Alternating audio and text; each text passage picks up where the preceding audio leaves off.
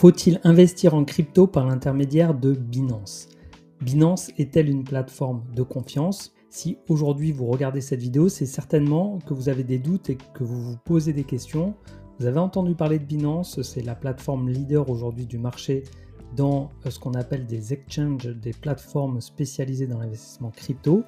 Pour autant, elle subit beaucoup de mauvaise presse et il est tout à fait légitime de se demander si c'est pas risqué, si c'est pas trop dangereux d'investir sur cette plateforme. Dans cette vidéo, je vais vous donner mon avis, je vais vous faire une présentation rapide de ce qu'est Binance, je vais vous dire ce qui sont pour moi les avantages de passer par cette plateforme et nous verrons également les inconvénients et les risques associés. Bienvenue sur La Crypto by Joe, je vous partage des vidéos chaque semaine. Si vous me découvrez par cette vidéo, je vous invite à vous abonner et à activer les notifications pour ne rater aucune des prochaines sorties. Je vous invite également du coup à liker si le contenu vous plaît et à laisser un commentaire pour m'aider au référencement de cette chaîne. Binance est une des plus anciennes plateformes qui a été fondée en 2017 par Changpeng Zhao, alias CZ, qui a été jusqu'à peu de temps encore quelqu'un de très influent dans l'écosystème crypto. Depuis qu'il a quitté ses fonctions, évidemment on entend un peu moins parler de lui. D'ailleurs, il y a toujours une action en justice contre lui qui est menée par les États-Unis. Donc il doit passer encore devant le tribunal, on devra entendre du coup parler de lui prochainement. Mais du coup, pour revenir à Binance, donc créé en 2017, toujours actif aujourd'hui, on verra par la suite malgré tout le FUD qu'il y a eu notamment en 2023. Il est important de noter que cette entreprise a été enregistrée PSAN en 2022, donc PSAN c'est prestataire de services d'actifs numériques. C'est un enregistrement obligatoire pour toutes les sociétés qui veulent travailler dans l'écosystème crypto, notamment proposer de l'achat et de la vente de crypto. Donc c'est un enregistrement qui peut être rassurant d'un point de vue investisseur. C'est pas non plus gage de garantie totale qu'il n'y aura pas de soucis sur cette plateforme. Ensuite, un point un peu plus négatif, c'est que son siège social est inconnu. Binance, du coup, n'est pas officiellement réglementé par les institutions globales. On ne sait pas vraiment si le siège social il est à Malte, s'il est à Hong Kong, s'il est aux États-Unis ou aux Bahamas. Voilà, on ne sait pas. On ne sait pas. Par contre, il y a quand même une filiale Binance France qui, elle, est implantée dans le 92, plus précisément à Montrouge. Donc j'ai retrouvé ces informations sur le site papers.fr. Ça indique bien, du coup, au niveau de ses activités, qu'elles sont liées à la commercialisation, l'intermédiation sur les actifs numériques en tant que prestataire de services sur actifs numériques et qu'ils ont bien été enregistrés auprès de l'AMF. Et donc je vous disais, Binance a subi beaucoup de FUD en 2023 notamment. Alors FUD, ça veut dire quoi? C'est Fear, c'est de l'anglais, excusez mon accent, Fear, Uncertainty and Doubt. Donc en gros c'est peur, incertitude et doute. Donc voilà, c'est créer un climat en fait de remise en question, de peur en fait pour que les gens quittent la plateforme. Des fois c'est fondé, donc effectivement il vaut mieux quitter la plateforme, comme ça a été le cas pour FTX entre autres. Là pour le coup Binance est toujours là, donc on peut vraiment qualifier ça de FUD sans pour autant que ce soit justifié. Alors je ne vais pas rentrer dans le débat de savoir si Binance est ultra réglo ou pas, juste si on s'en remet aux faits, il y a une sanction historique du coup comme le titre le journal du coin contre Binance et ça a acté du coup la démission de CZ. Je pense l'objectif pour les Américains, c'était de faire quitter Binance des États-Unis et faire la place notamment à Coinbase. Donc je ne vais pas rentrer dans le détail de ce qui s'est passé pour Binance. Je vous mets le lien de l'article. De toute manière, tout ce que je vous présente dans la vidéo, je vous mets les liens des articles si vous voulez en savoir plus et du coup peaufiner un peu votre avis sur le sujet. Moi aujourd'hui, je considère que Binance a très bien résisté au FUD. On va le voir juste après, ça reste le leader du marché. Moi, mon avis sur le sujet, c'est que Binance a certainement fait des choses qui ne sont pas dans les clous. C'est une plateforme qui a explosé très vite en fait, qui a été probablement donc très borderline, pour pas dire dans l'illégalité, ce qui leur a permis d'exploser, d'être le numéro 1 aujourd'hui. Maintenant, ils sont en train de se mettre en conformité avec les exigences des régulateurs dans les différents pays. C'est aussi pour ça qu'il y a des services de Binance qui sont plus disponibles dans certains pays. C'est pour ça que Binance quitte aussi certains pays. Donc, ils se mettent à jour. Ils payent aussi du coup leurs écarts, on va dire ça comme ça. et aujourd'hui il reste numéro 1 et personnellement j'utilise toujours l'échange et c'est aussi pour ça que je vous en parle. Après je vous invite bien évidemment à vous faire votre propre avis sur cette plateforme et c'est à vous de décider si vous voulez l'utiliser ou non. Moi je vous présente ce qui s'est passé, je vous donne mon avis, c'est pas un conseil en investissement, vous faites ce que vous voulez. Pour finir sur la présentation générale, on se retrouve sur le site de CoinGecko. Donc j'ai été plateforme d'échange de crypto-monnaies. Donc là on est sur toutes les plateformes centralisées. Ici on a les plateformes d'échange décentralisées et ici tout ce qui est dérivé. Et donc on voit que pour tout ce qui est marché spot, donc on a des vrais bitcoins en face si on parle de bitcoin. Binance est la plateforme sur laquelle il y a le plus de volume sur les 24 dernières heures. C'est également en termes de visites mensuelles la plateforme qui en a le plus et donc même s'il y a eu des pertes de parts de marché, il y a une très grosse perte de parts de marché, ça reste néanmoins aujourd'hui le leader, quand même assez loin devant les autres plateformes. Je vous propose maintenant de passer aux avantages. Alors, pour commencer par le dépôt, aujourd'hui Binance propose 3 solutions. Je vous ai mis une vidéo spéciale du coup sur comment déposer des fonds sur Binance. Il y a la possibilité par CB, il y a la possibilité par virement, enfin il y a 2 possibilités par virement, une où on reçoit des euros et une où c'est converti automatiquement en USDT et il est possible de déposer à partir de 1 $ de frais. Pour les dépôts, c'est pas forcément les meilleurs, mais malgré tout, sur l'ensemble du marché, il reste quand même plutôt bien positionné. Concernant l'achat et la vente de crypto, on va aller voir sur le barème. Donc là, on est sur le barème trading spot. On part du principe du coup que le volume sur 30 jours est inférieur à 1 million de dollars, qu'il y a moins de 25 BNB sur le compte et donc les frais sont au maximum de 0,1%, que vous soyez maker ou taker. Donc maker, c'est ceux qui vont positionner des ordres et taker, c'est ceux qui vont les acheter. Si vous passez par le lien d'affiliation que j'ai mis à disposition dans la description, vous obtenez 10% de réduction sur ces frais-là. Et encore mieux, si vous utilisez des BNB pour payer les frais de transaction, du coup, ces frais-là sont réduits de 25%, passent donc à 0,075, ce à quoi vous pouvez rajouter encore du coup 10% de réduction en passant par le lien qui est en description. Et ensuite, plus vous traitez de volume, plus vous avez de BNB et plus du coup les frais sont réduits. Et je pense que pour des investisseurs comme moi, probablement comme vous, on se situera du coup ici.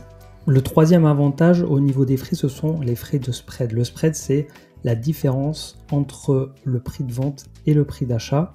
Si on regarde aujourd'hui sur la paire Bitcoin USDT, on a ici un prix de vente et un prix d'achat, donc le prix d'achat en vert, le prix de vente en rouge. L'écart, alors ça bouge très vite, mais si vous regardez bien, l'écart entre les deux à un instant T, en fait, il est de 1 centime. Donc il n'y a quasiment pas de spread. À titre de comparaison, on va aller voir ce que propose eToro en même temps. Donc là, je suis sur eToro, vraiment, c'est juste le temps de switcher l'écran partagé. On est à l'achat, on est à 73 682 et à la vente, on est à 72 179. Donc, vous voyez, il y a un écart de 1500 $. Et c'est ça qu'on appelle le spread.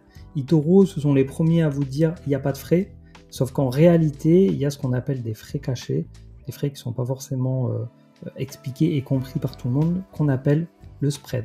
Qu'est-ce qui fait qu'il n'y a pas de spread sur Binance ou qu'il y en a très peu, en tout cas sur la paire USDT Bitcoin, BTC, tout simplement parce qu'il y a énormément de volume et c'est pas là-dessus du coup que Binance gagne de l'argent non plus.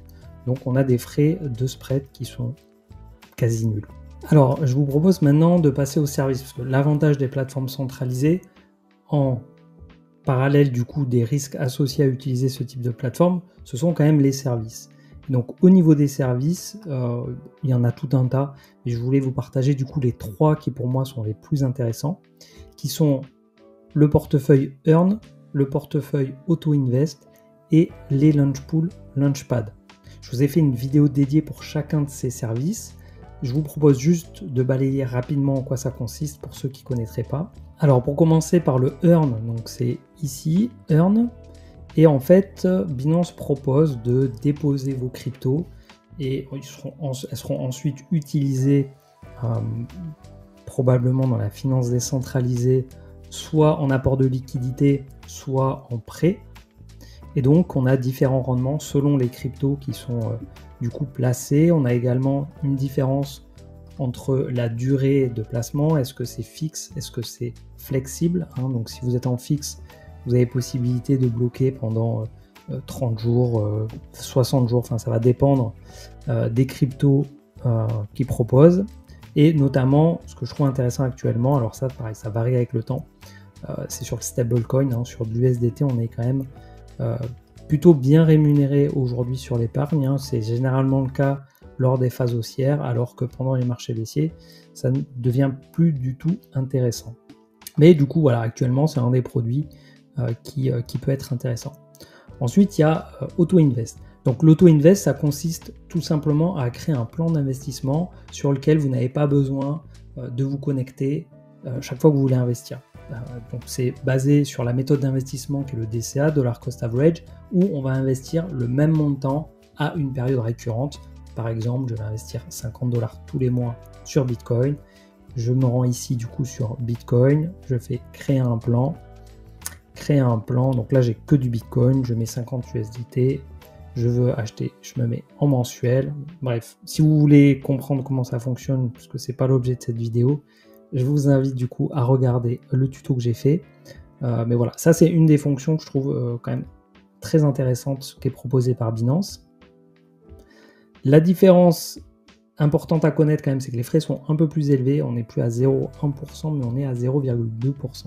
Donc ça double, mais ça reste quand même relativement faible.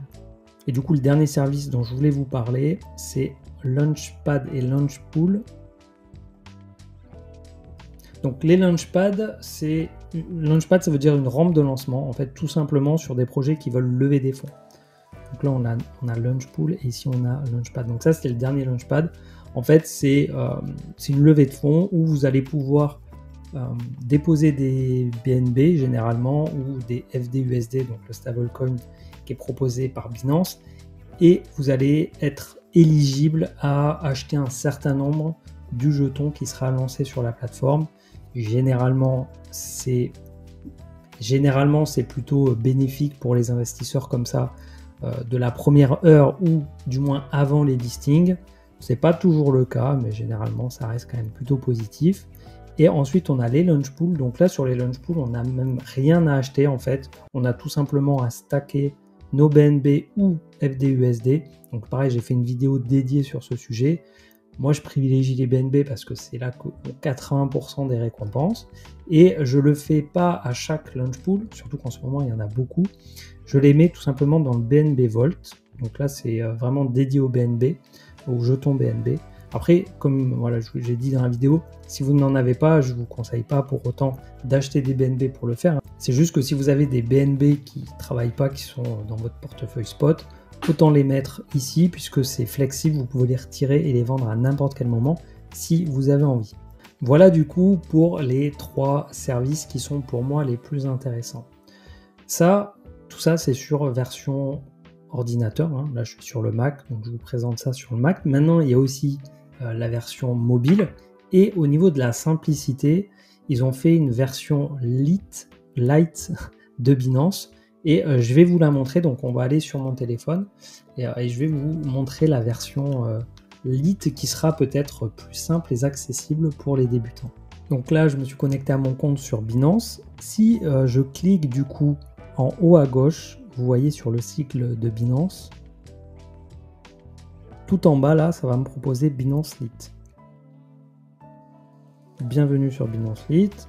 Ok, super. Donc en bas, on a marché, square, découvrir, portefeuille. Donc marché, en fait, c'est la liste des cryptos. Donc là, on est sur tendance, on a capitalisation, variation de prix. Voilà, on peut naviguer comme ça. On peut aussi trier par prix croissant, prix décroissant. Ici, square, donc là, ça va être suivi, actu, académie et découvrir du coup les informations qui vont être publiées par des médias. Vous avez découvrir, donc découvrir, ça va rejoindre des fonctions qu'on a vues précédemment. Earn, Launchpad et Trading. Alors Trading, je ne sais pas pourquoi ils l'ont mis, parce qu'en fait on ne peut pas faire Trading sur l'application mobile version Lite. Hein. Si on clique dessus par exemple, Dodge, voilà, ça dit découvrir Binance Pro. Et ensuite, on a portefeuille. Donc là, on va voir la liste de nos cryptos en portefeuille. On peut directement ici faire un dépôt ou un retrait. Et au milieu, vous avez un espèce de carré jaune sur le côté avec une espèce de flèche coupée en deux dans les deux sens. Vous cliquez dessus et ça, en fait, ça va vous proposer acheter, vendre, convertir et dépôt. Et donc, si vous voulez du coup acheter ou vendre une crypto, hormis en euros, vous passez du coup par convertir et vous allez tout simplement, par exemple, ici mettre un AAV contre USDT. Je mets 1 et donc ça me propose un AAV pour 140 USDT. Donc ça, c'est si on veut faire un ordre au marché, donc ça va vendre instantanément. On a possibilité aussi de faire un ordre limite. Voilà du coup ce que je pouvais vous dire là-dessus. Pour moi, c'est un des avantages pour des personnes qui débutent dans la crypto. Alors, pour finir, les deux derniers avantages, c'est le nombre de cryptos et la liquidité. Aujourd'hui, sur Binance, il y a 375 cryptos pour 1200 paires. Donc, qu'est-ce qu'une paire? C'est par exemple Bitcoin USDT, ça fait une paire. Bitcoin Euro, c'est une autre paire. C'est pour ça qu'il y a plus de paires que de cryptos. Et voilà, certaines cryptos ont plusieurs paires, alors que d'autres cryptos, généralement les plus petites, ont qu'une seule paire. Et généralement, c'est en USDT. Il y a beaucoup de liquidité, donc ça, c'est un avantage, notamment quand on est sur des cryptos qui vont être à plus petite capitalisation. Pour pouvoir sortir du marché, sortir de position, il faut qu'il y ait suffisamment de liquidité acheteuse pour pouvoir vendre, ou même pour pouvoir acheter, il faut aussi qu'il y ait suffisamment de vendeurs. Donc Binance étant la leader sur le marché en termes de volume, c'est là qu'il y a le plus du coup de liquidité. Après avoir fait le tour sur les avantages, je vous propose maintenant de passer sur les inconvénients. Premier inconvénient majeur, c'est le risque lié aux plateformes centralisées. Pendant le FUD sur Binance, on n'était pas à l'abri non plus que la plateforme subisse un bank run et du coup fasse faillite. Ça a été le cas d'autres plateformes précédemment. Alors bien sûr, on pense à FTX. FTX, il faut quand même savoir qu'on avait à la tête quelqu'un qui gérait très mal les fonds. Quand je dis qu'il gérait très mal, c'est pour être très gentil parce qu'en vrai, c'était un arnaqueur. Hein. Le gars, il a arnaqué tout le monde, a joué avec l'argent de ses clients. Donc, malgré tout, en fait, ce que je veux dire par là, c'est que le mec soit un arnaqueur ou pas, la plateforme peut faire faillite. Pourquoi? Tout simplement parce qu'en cas de bank run, en tout cas aujourd'hui, les banques, les institutions, les banques centrales ne viendront pas sauver les exchanges crypto.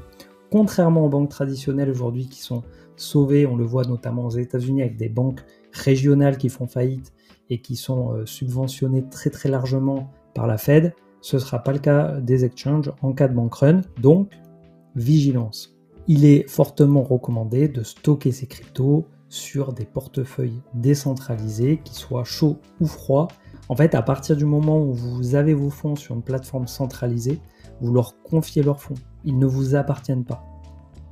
Et ça, il faut vraiment en avoir conscience. Il faut peut-être avoir vécu certaines pertes sur certaines plateformes pour le réaliser, mais ça reste très risqué aujourd'hui de laisser ses fonds sur des plateformes centralisées. Alors, ça a un côté rassurant parce qu'on n'a pas à sécuriser une phrase de 12 ou 24 mots sur un bout de papier. La facilité également du coup de faire confiance à un intermédiaire, au-delà de la philosophie des cryptos qui veut qu'on soit souverain de ses fonds, qu'on soit dans un environnement décentralisé et que du coup le type de plateforme comme Binance va à l'encontre de ça. Ça reste aujourd'hui attractif pour des raisons qu'on a déjà évoquées, de simplicité notamment, mais pour autant il ne faut surtout pas oublier les risques encourus. Moi je trouve ça très bien pour acheter, vendre, utiliser des services, mais vraiment pas pour stocker. Ensuite, concernant le choix des cryptos, je vous ai dit dans les avantages il y a beaucoup de cryptos. Malgré tout, ça reste surtout des cryptos à forte capitalisation, donc on va retrouver dans le top 50, dans le top 100 des sites comme CoinGecko. Mais dès qu'on veut aller sur des petites cryptos, donc des low cap, des petites capitalisations, voire des micro cap, donc des cryptos très risqués, mais avec aussi un risque très élevé de gain, généralement il faut aller sur d'autres plateformes que Binance. Voilà. Donc ça, c'est un inconvénient pour des personnes qui voudraient aller vers des cryptos à fort potentiel, à fort risque. Et enfin, le dernier inconvénient, c'est la complexité. Pour des personnes qui débutent, ça peut être un peu beaucoup. Toutes ces fonctionnalités et beaucoup de débutants se retrouvent un peu perdus et tâtonnent quand ils découvrent la plateforme. D'ailleurs, je pense qu'une de mes prochaines vidéos, ce sera comment utiliser la plateforme Binance de A à Z pour montrer un peu comment tout fonctionne, parce que c'est pas forcément ultra simple au premier abord, et c'est une des raisons pour lesquelles ils ont fait aussi une version plus simple sur mobile. Voilà, donc pour résumer, des avantages, des inconvénients, ou plutôt je dirais des risques à utiliser Binance. Donc voilà, je pense qu'on a fait le tour. Je vous ai présenté ce qui pour moi était des avantages importants. Donc je pense qu'on a fait le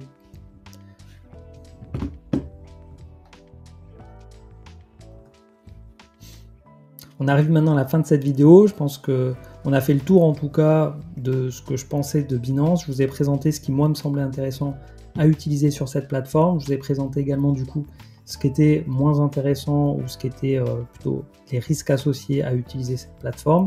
Je vous laisse maintenant faire votre propre choix. Si vous voulez rejoindre Binance, je vous ai mis un lien dans la description. De mon côté, j'utilise principalement deux plateformes, Binance et KuCoin. Donc KuCoin, je pense que je vous ferai aussi une série de vidéos parce qu'elle a des fonctionnalités différentes et elle présente également des avantages. L'idée aussi pour moi, c'est de me diversifier sur les échanges centralisés et du coup d'en avoir deux. J'en ai également d'autres, mais sur lesquels on va dire je me suis inscrit juste pour aller chercher une ou deux cryptos. Et je précise quand même que la majorité de mes fonds ne sont pas sur des plateformes centralisées. J'espère que cette vidéo vous aura plu et vous aura permis d'avoir une vision plus claire sur les avantages et les risques à utiliser Binance.